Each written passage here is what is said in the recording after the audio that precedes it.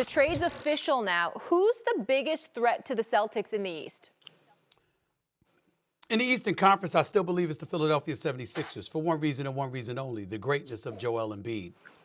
I understand that the New York Knicks have upgraded. Mikal Bridges being there, re-signing Anunoby, ultimately acquiring Karl Anthony Towns. Really sad to see Julius Randle go. But I think that him and Jalen Brunson wasn't the ideal fit personally.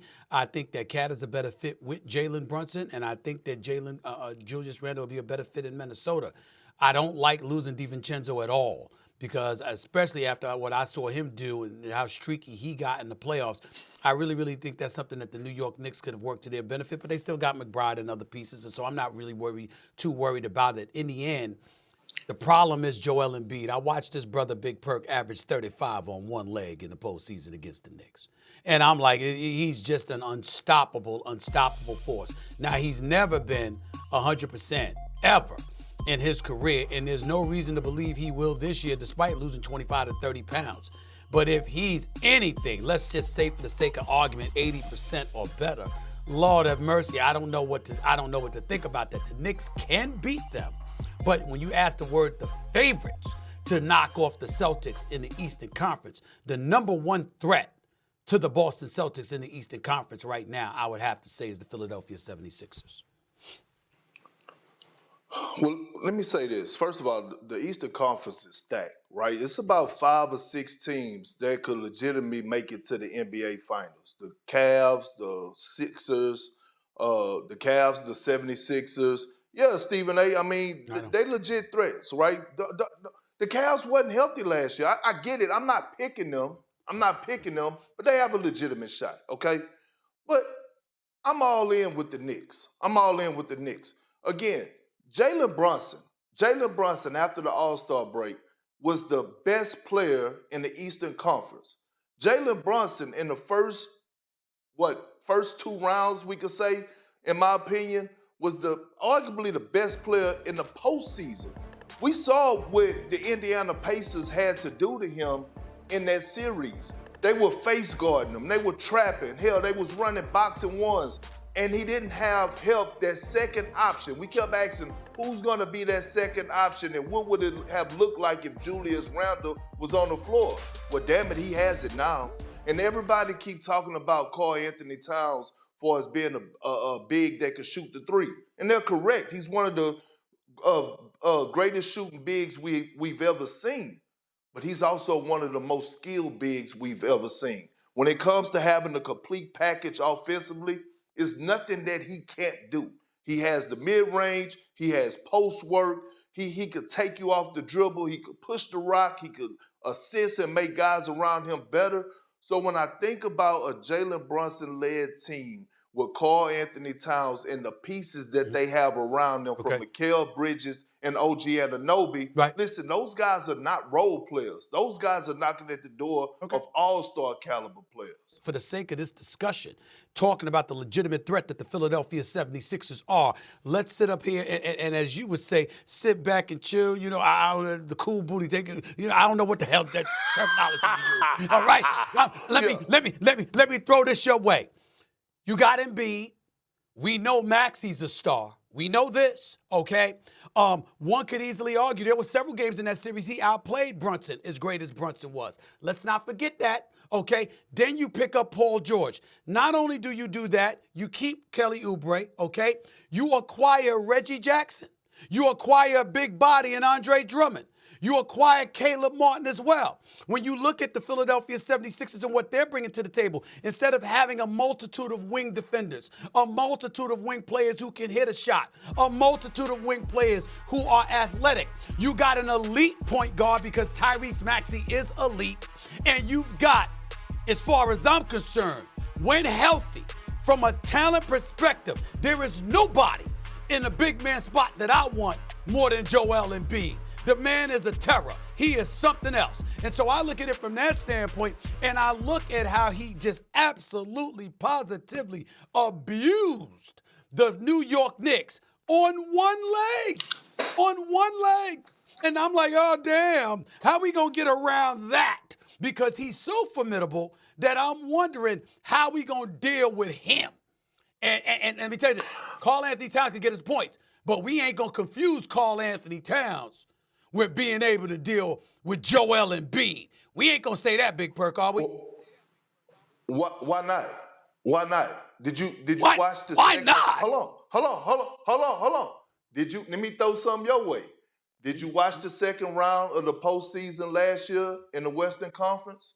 Yeah. Do you remember the matchup with the Yeah. Minnesota Timberwolves and the Denver Nuggets? When he was guarding Jokic. Karl Anthony not only guarding them, he was giving him that work on the other end. One could argue that Karl Anthony Towns was the best player in that series. Remember, Anthony Edwards struggled throughout the course of that series.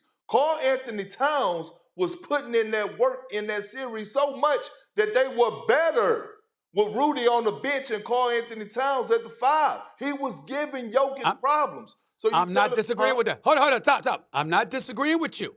I understand, especially given that business, because when Karl Anthony Towns' shot is falling, he could give anybody the business. I'm not talking about, I didn't bring him up offensively. What I said was, what you gonna do about Embiid? Now, Kendrick Perkins, let me hold on for a second here.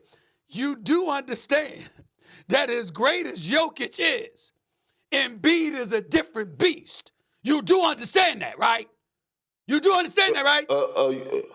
We talking about Jokic, the 3-time MVP? Jokic, Yes, I am. NBA champion, Yes, Finals I MVP. am. Yes, Jokic, I am. Who's one could argue that Jokic is probably one of the greatest centers, top 3 centers to ever touch the damn basketball.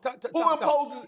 Is he not the best player in the league? Hold it. Let me use your words against you, Big Perk. I mean, because I watch it, my brother. You understand what I'm saying? I love NBA Today. I love your Sports Center hits. I watch you everywhere you go, no matter how much you traveling, whatever bureau cam you're going to when you're traveling all over the country. I watch it, my brother.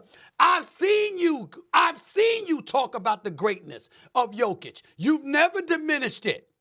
But when he went up against Embiid and Embiid dropped 47, you noticed that too. And what you said at that particular moment in time is highlighting the greatness of Joel Embiid and saying, as a talent, this might be the greatest talent at the big man position we've ever witnessed. So it's not taking anything away from Jokic. It's simply acknowledging the greatness of a Joel Embiid and asking ourselves, if he got 2 legs to operate with instead of 1, going up against a Knicks squad that he averaged 35 against came postseason time, my God, what's the answer to that?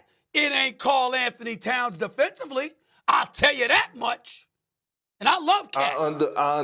Listen, I understand that, and I'm not taking anything away from Joel Embiid, but again, we have to see it when he gets to the postseason, because as you alluded to, he's never healthy. Here's another thing. Let me ask you a question. Since you've taken pages out of my book, I'm going to take a page out of your book because I watch you all the